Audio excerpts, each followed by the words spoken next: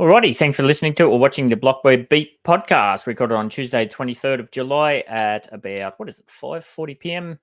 AEST, something like that anyhow. On this week's show, crypto shows signs of life, Ethereum price poised for a huge bull run, according to some analysts, clarifying blockchain's role as a truth machine, big changes to the Upland Sparklet white paper, Sparklet airdrop campaign number 2 begins, Midtown Terrace Sale Survey stage 3 is underway, AI and Metaverse combo could create more interactive and personal virtual worlds. Coach moves into the Metaverse. Meta further slashes its Metaverse budget. AI mass surveillance at the Paris Olympics. What could possibly go wrong? Artificial intelligence detects cancer more accurately than doctors. How the NFT world has divided into different segments. Web3 experts cite innovation and PR as key challenges for NFT adoption. Pay to extract, an emerging Web3 gaming model. And Planetarium Labs and Immutable announce a partnership to work on a new Web3 game. Plus, as always, we ground ourselves with some real-world insights with a few doses of reality from the good old Meatsuitaverse. Time for the disclaimer. Warning, the information and opinions within are solely the views of the individuals involved, contains content not suitable for anyone. Oh yeah, let's start things off by taking a look at what's currently happening in the Cryptos market. This week in the crypto market, we've seen a bit of a positive uptick. The global market cap rose by 3.7% to 2.41 trillion, with Bitcoin's dominance edging up to 54.5%. The Fear and Greed Index moved from 57 neutral last week to 63 greed this week, reflecting a more optimistic market sentiment. Bitcoin increased by 5.4%, reaching $66,577 at the time of the snapshot. Ethereum showed a modest gain of 1.5%, now priced at $3,447. Notable performance included Solana, which surged by 11.6%, and AVAX up by 13.2%. Ripple also saw a strong performance, rising by almost 10%. However, Shiba Inu experienced a significant drop of 9%. Other cryptos like Wax and Engine rose by 2.4% and 3.7% respectively. And you will see that if you look carefully, there's a new crypto at the bottom there. More information on that probably in the Upland Down Under podcast on Thursday night. All right. Hey, Swally Man. Sticking with, what are we up to? Crypto news. So in blockchain crypto news, get ready for a potential Ethereum price boom starting July 23rd, which is pretty much, that's our time. So in a few hours US time, US listed spot Ethereum ETFs from big names like Fidelity and Franklin Templeton will hit the market, confirmed by CBOE. These ETFs will directly hold Ether, marking a major milestone for the Ethereum-based exchange-traded funds. The SEC recently approved the listing of 8 spot Ether ETFs, paving the way for this launch. Industry experts predict a significant price rise for ETH, possibly reaching new all-time highs, with estimates suggesting it could hit 5K by year-end. This launch could attract billions in net inflows, reflecting increased institutional interest in Ethereum. Yes, please, pump my bags. In other blockchain crypto news, Ethereum co-founder Vitalik Buterin recently shed light on blockchain tech's specific function as what he's calling a truth machine. Responding to a tweet about a global universal blockchain, Buterin explained that blockchain provides verifiable timestamps and sequences of events, thus reducing its attack surface and ensuring data integrity and security. However, he emphasized that blockchains alone can't answer broader complex questions like historical truths or societal queries. While powerful for certain verifications, blockchains must be supplemented with other tools to address a wider range of truth-finding tasks. Buterin's insights underscores the importance of understanding blockchain strengths and limitations as it continues to gain traction in various sectors. In Upland Metaverse news, Upland has announced significant updates for Sparklet, including the launch of Chapter 2 in the airdrop series and key revisions to the Sparklet white paper. Chapter 2, which has kicked off recently, I've done a few of those missions. It introduces apparently a new multiplayer calculation based on tweet impressions, weekly refreshes, a notification system, diverse mission actions, and new collectible badges. I did a few of those missions. I seem to be quite laggy on that getting all tallied up, as was the same in the previous one. Players can earn points by linking their Twitter accounts and completing various tweet missions, just like before. The updated Sparklet white paper aligns with Upland's goals by unifying token use adding a launch campaigns pool, reducing the development and growth allocation, and increasing the existing owner's allocation. These changes aim to enhance user experience and engagement while promoting fair distribution and liquidity. Stay tuned to Upland's official channels for more details and the airdrop launch. Yes, if you are somebody who has been loosely engaged in Upland for a while and you're not exactly active, you might want to get active because there's another airdrop coming for that. And if you're not active, you won't get it. It's not going to be an automatic thing. Right, Sparklet, LFG, yes, absolutely. Now, in other Upland news, the final stage of the Midtown Terrace Sale Survey is here, aiming to determine the sale price of about 120 properties owned by me, Ben68, in the Upland Genesis node of Midtown Terrace, San Francisco. Participants in the survey will not only contribute to the decision-making process, but also enter the draw for a bunch of exciting prizes.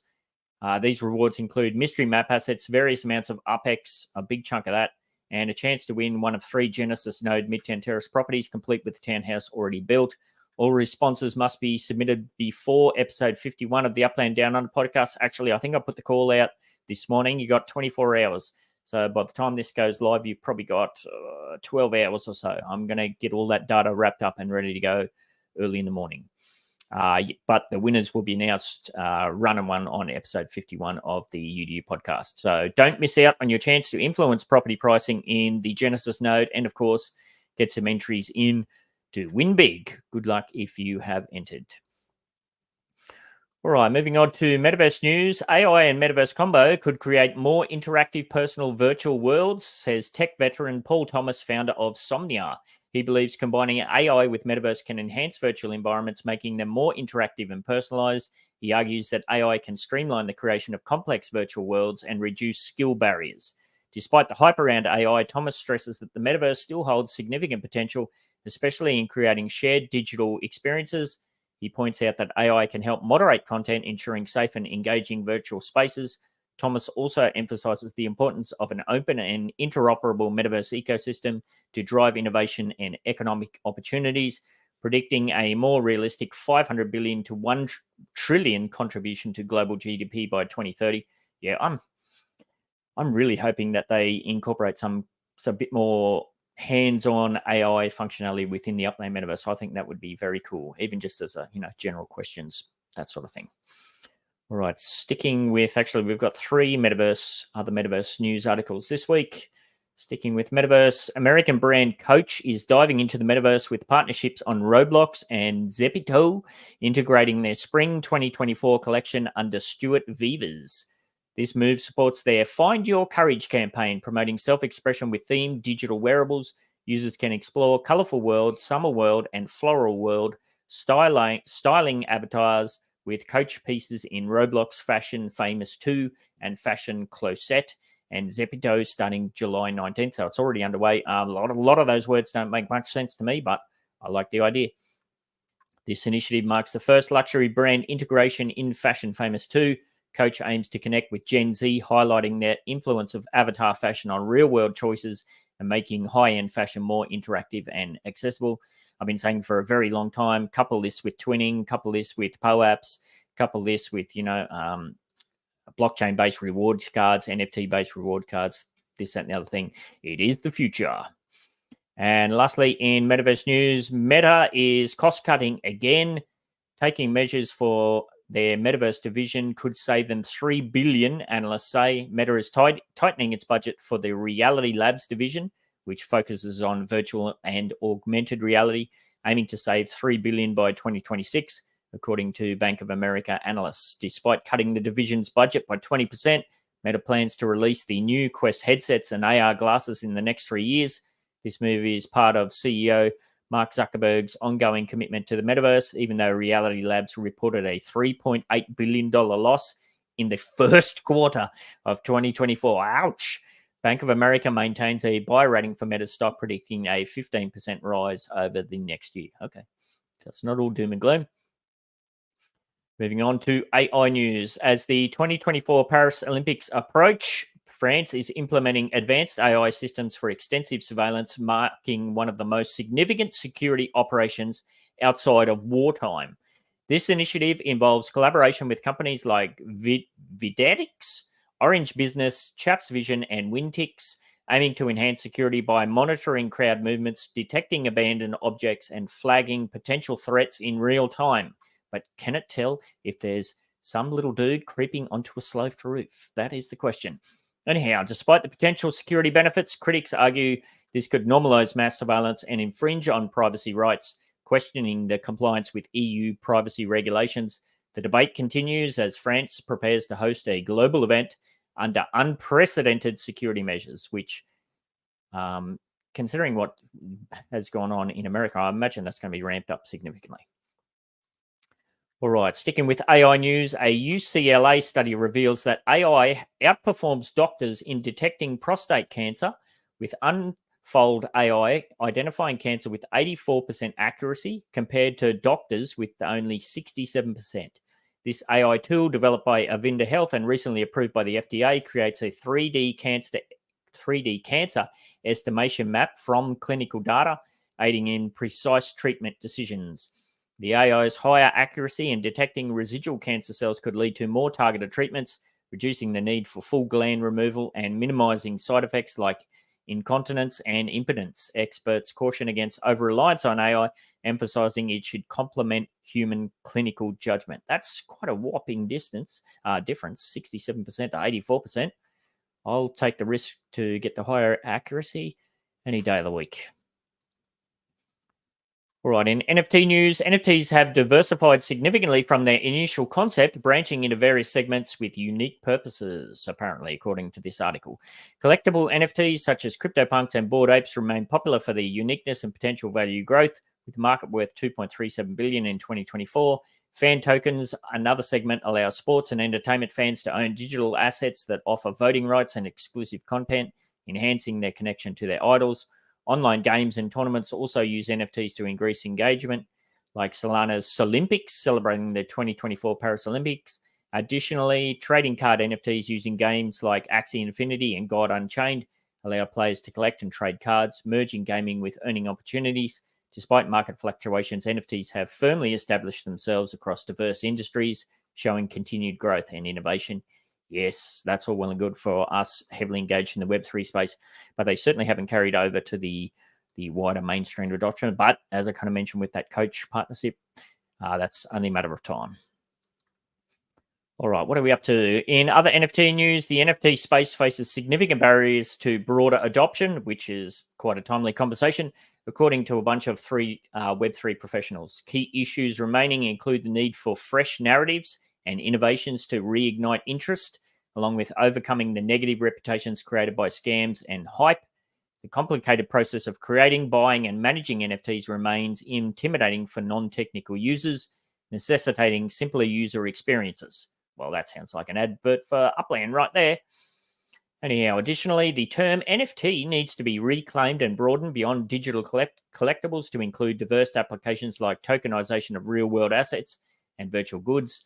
Despite these challenges, there is optimism that demand will rise with the next market cycle, and improved user experiences will enhance understanding and acceptance of NFTs. Yeah, it's all well and good to say that demand's going to rise with the next market cycle, but it can't just be hype-based and bloody,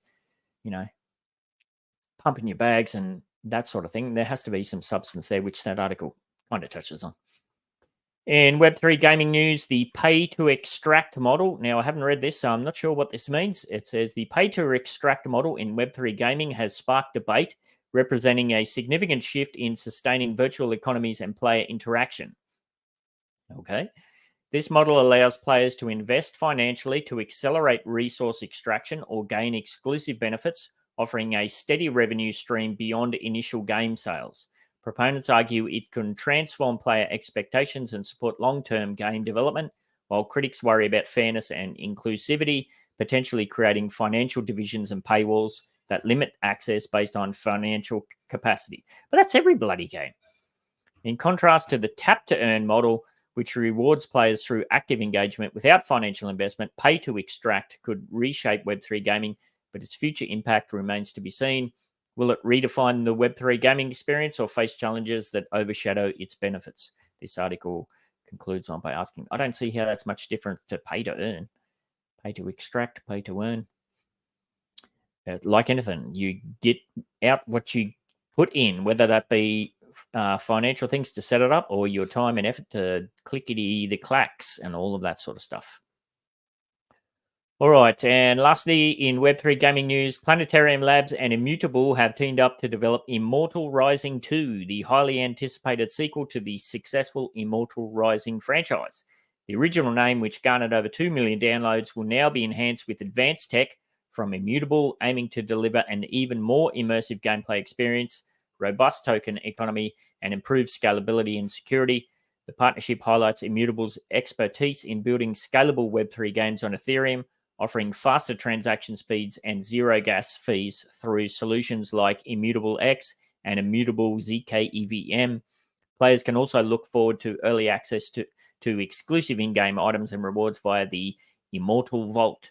This collaboration sets new standards in Web3 gaming, making it more accessible and enjoyable for a broader audience. That is the claim. All right, and we'll wrap up with some Meatsuitaverse news. In the Australian Meatsuitaverse news, a country footy match in Ballarat, Victoria was abandoned due to severe weather conditions, with players and officials showing signs of hypothermia. An icy polar blast and sideways rain created near freezing temperatures, making it unsafe to continue. The halftime score was 23-9 in favour of Newland, who were awarded the premiership points after the game was sensibly called off.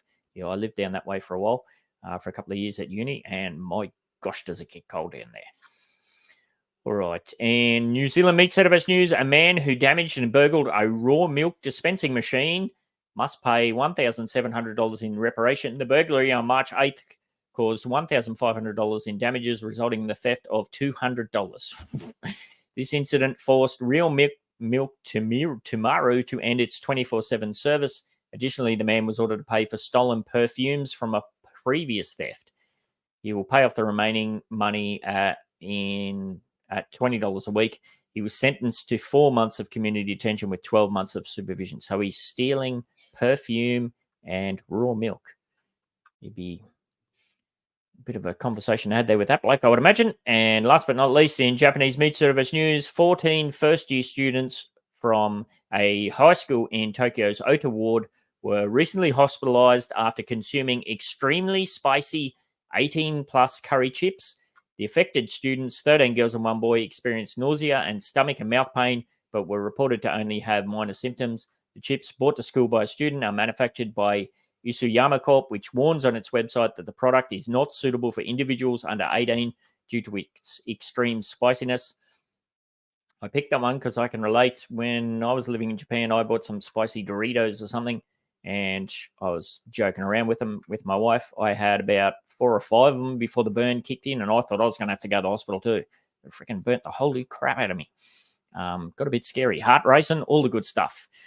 Anyhow, that's the beat for this BlockWeb week and a glimpse into some of what's currently making the news inside, around, and outside the Metaverse and in the Meatsuitaverse. If you'd like to get yourself involved in any of the Upland Down Under Entertainment productions, or if you have an Upland NFT or Metaverse product, service, or event to promote, then send me Ben60 a DM. Or get yourself in the NBA server, which is linked in the description. Don't forget to click the link to the NBA, not the NBA server, the bloody Midtown Terrace server. Get that done and go in the winning for some pretty cool prizes. All right, have a good week. We'll catch you later.